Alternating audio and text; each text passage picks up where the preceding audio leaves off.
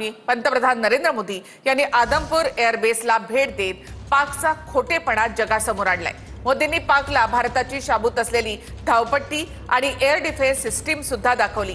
S-400 missile system समोर मोदींनी पोजही दिली. पाकनं याच एअरबेसवर हल्ला केल्याचा दावा केला होता.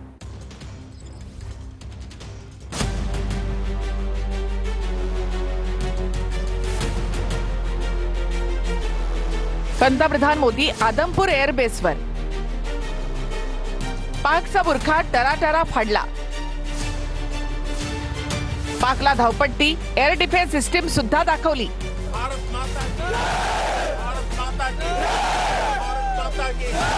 पंतप्रधान नरेंद्र मोदींनी पंजाब मधल्या आदमपूर एअरबेसवर जात भारतीय सैनिकांची भेट घेतली.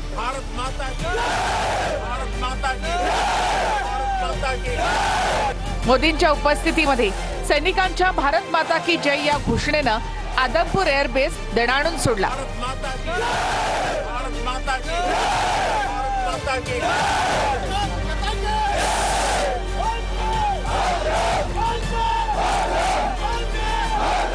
जमीन, पाणी आणि हवेतलं युद्ध लढून झालं. पण मोदींनी आता पाकिस्तान सोबत सर्वात मोठा माइंड गेम सुद्धा खेळलाय.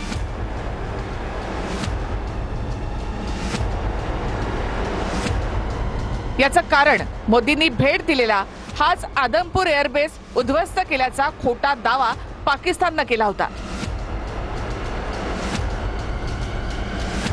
आदमपूर एअरबेसची धावपट्टी उद्ध्वस्त झाल्याचा कांगावा सुद्धा पाकिस्ताननं केला होता. पाकिस्तान की लाख कोशिश के बाद भी हमारे एयरबेस हो या फिर हमारे दूसरे डिफेंस इंफ्रास्ट्रक्चर, इन पर आंच तक नहीं आई और इसका श्रेय आप सभी को जाता है. त्याच धावपट्टीवर पंतप्रधान मोदींनी विमान उतरवून धावपट्टी सुरक्षित आहे हे सांगितलं.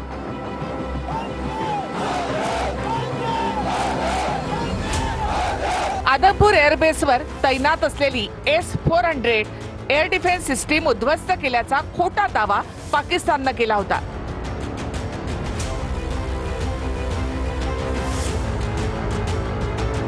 मोदींनी त्याच S-400 एअर डिफेन्स सिस्टीम समोर उभं राहत जवानांसोबत संवाद साधला.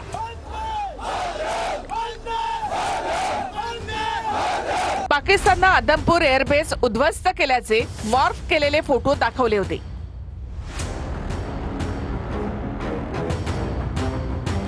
मेड इन इंडिया प्लेटफॉर्म हो, इनको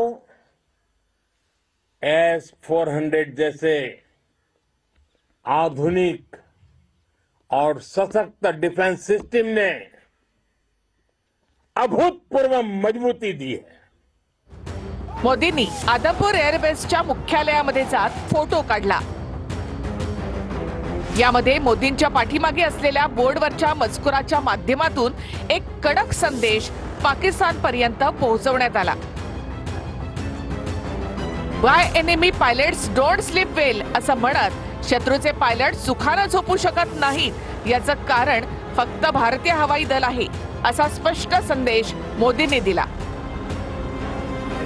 नेवी ने समुद्र पर अपना दबदबा बनाया, सेना ने बॉर्डर पर मजबूती दी और भारतीय वायुसेना ने अटैक भी किया और डिफेंड भी किया. या फोटोमध्ये मोदींनी वेस्टर्न एअर कमांडची कॅप सुद्धा घातली होती. याच आदमपूर एअरबेसवर 60 जणांचा मृत्यू झाल्याचा कांगावा पाकिस्ताननं केला होता. याचा बुरखा पंतप्रधान मोदींनी एकाच भेटीतून टराटरा फाडला. युद्धानंतर पाकिस्तानला लगावलेली ही सगळ्यात मोठी चपराक आहे.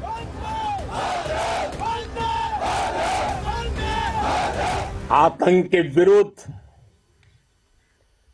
भारत की लक्ष्मण रेखा अब एकदम स्पष्ट है. अब फिर कोई टेरर अटैक हुआ तो भारत जवाब देगा, पक्का जवाब देगा। तर पाकिस्ताननं पाकव्याप्त काश्मीर म्हणजे पीओके खाली करावा असा कडक दम भारताच्या परराष्ट्र मंत्रालयानं दिलाय। काश्मीरच्या मुद्द्यावर कुणाचीही मध्यस्थी आम्हाला मान्य नाही असंही भारताच्या वतीने स्पष्ट करण्यात आलेलं आहे। हरल्यानंतर पाकिस्तानला जल्लोष करण्याची सवयच आहे अशा शब्दात त्यांनी पाकिस्तानला फटकारलंय।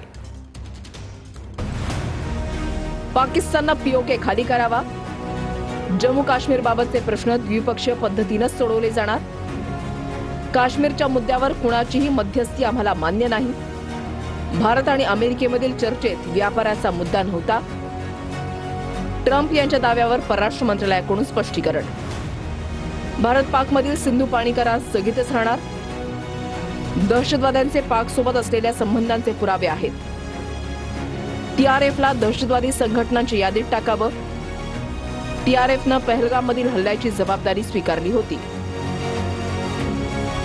हमारा लंबे अरसे से यही राष्ट्रीय पक्ष रहा है कि भारतीय केंद्र शासित प्रदेश जम्मू और कश्मीर से संबंधित किसी भी मुद्दे को भारत और पाकिस्तान को द्विपक्षीय तरीके से ही हल करना है। इस रीति में कोई बदलाव नहीं हुआ है। जैसा कि आप जानते हैं, लंबित मामला केवल पाकिस्तान द्वारा अवैध रूप से कब्जा किए गए भारतीय क्षेत्र को खाली करने का है। 1975 की बात यही थी, 71 की बात यही रही, 1999 करगिल वॉर में भी यही राग आलापा। तो पाकिस्तान का तो पुराना ये उनका ढोल बजाने का है, जो रवैया है, आलापने का रवैया है, ढोल बहुत पुराना है। परस्त हो जाओ लेकिन ढोल बजाओ। चौकी उडवली आहे। भारतीय सैन्यानं पाकची चौकी उद्ध्वस्त केल्याचा व्हिडिओ आता समोर आलाय। हा व्हिडिओ एलओसी वरचा आहे।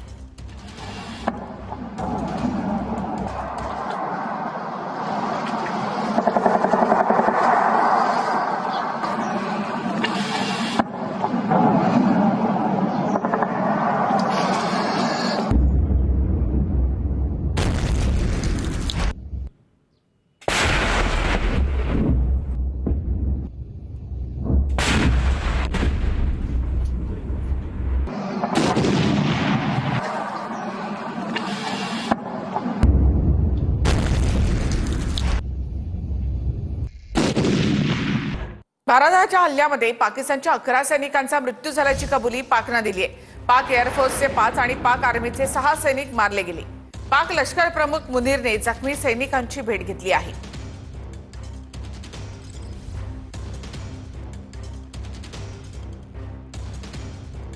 शोपियानमध्ये लष्कर ए तैयबाच्या 3 दहशतवाद्यांचा खात्मा करण्यात आलेला आहे। ऑपरेशन सिंदूर अंतर्गत शोपियानमध्ये ऑपरेशन केलर राबवण्यात आलं। राष्ट्रीय रायफल्स युनिटला गुप्त माहिती मिळाल्यानंतर ही कारवाई करण्यात आली। ऑपरेशन सिंदूर अंतर्गत काश्मीरच्या शोपियानमध्ये सुरक्षा दलाकडून ऑपरेशन केलर राबवण्यात आलंय।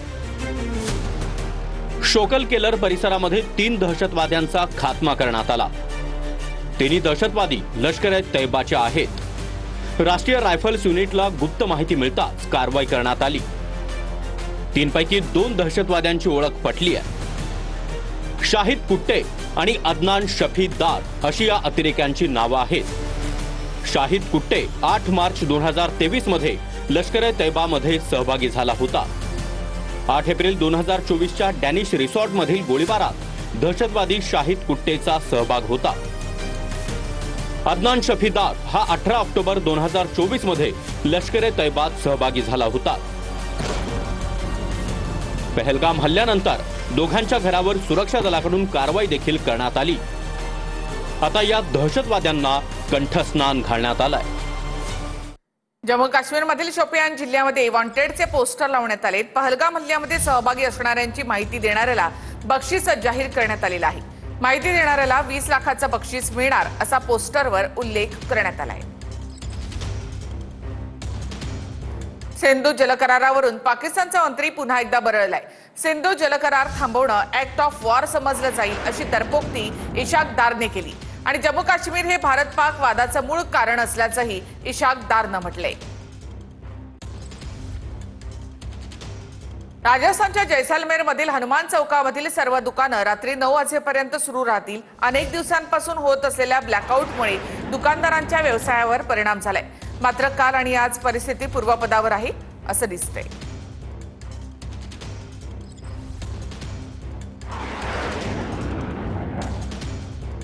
न्यायमूर्ती भूषण गवई उद्या सरन्यायाधीश पदाची शपथ घेणार आहेत. भारताचे 52वे सरन्यायाधीश म्हणून भूषण गवई उद्या शपथ घेतील. भूषण गवई हे सरन्यायाधीश पदाची शपथ घेणारे दुसरे दलित व्यक्ती ठरणार आहेत.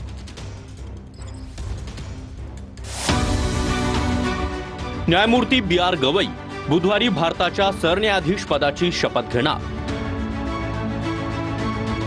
न्यायमूर्ती बी.आर. गवई बुधवारी भारताचे 52वे सरन्यायाधीश म्हणून शपथ घेणार. न्यायमूर्ती भूषण रामकृष्ण गवई यांचा जन्म महाराष्ट्राच्या अमरावतीमध्ये झाला. न्यायमूर्ती गवई यांचा जन्म 24 नोव्हेंबर 1960 रोजी झाला. न्यायमूर्ती गवईंचे वडील R.S. गवई आंबेडकरी चळवळीचे नेते राहिले. R.S. गवई अमरावतीचे माजी खासदार तसेच 3 राज्यांचे राज्यपाल देखील राहिले. Republican party of India Gavai गटाचं त्यांनी नेतृत्व केलंय. न्यायमूर्ती बी.आर. गवई बॉम्बे हायकोर्टाचे देखील न्यायमूर्ती राहिले आहेत. सरन्यायाधीश संजीव खन्ना यांच्या निवृत्तीनंतर न्यायमूर्ती गवई सरन्यायाधीशपदी नियुक्त झाले. बी.आर. गवई यांच्या रूपानं महान सरन्यायाधीश देशाला मिळेल असं सरन्यायाधीश संजीव खन्ना निवृत्तीवेळी म्हणाले. न्यायमूर्ती गवई मूलभूत अधिकार आणि स्वातंत्र्याचं रक्षण करतील असं देखील सरन्यायाधीशांनी निवृत्ती घेताना म्हटलं. बी.आर. गवई हे 1987 ते 1990 बॉम्बे हायकोर्टाचे वकील राहिले.